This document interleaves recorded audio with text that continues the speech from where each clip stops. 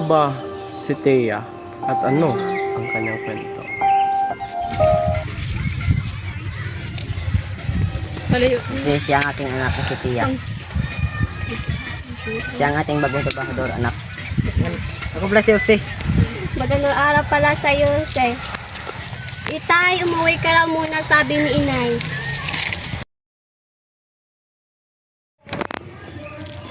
Magandang araw sa iyo, Tia. Magandang araw rin sa iyo, Jose. Nais ko bang hingin ng iyong oras para kausapin ka? O siya, doon tayo sa loob.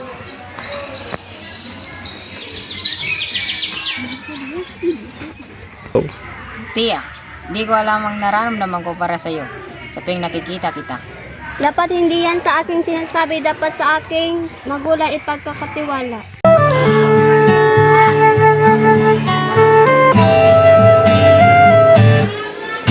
Ang malay kong aranan para sa dalagang walang. Mupo muna tayo.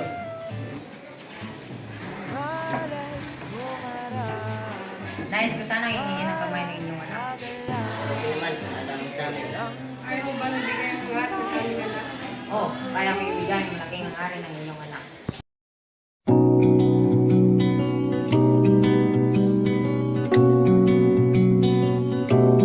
Okay, gandang pagmasdan ang iyong mga mata, kumikinang-kinang. Di ko maintindihan ang iyong mga tingin, labis ang mga ningning.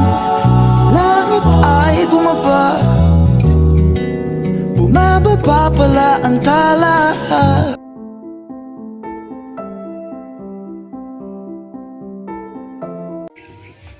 Magandang araw sa Tia. Magandang araw rin sa iyo, Jose. Tia, bukas pista pala sa amin. Sama ka? Madaming pagkain, may palaro at sayawan. Tapos pili kitang samahan. Ako na bahala sa'yo. Ano, sama ka? Sige, anong oras? Mamaya nga.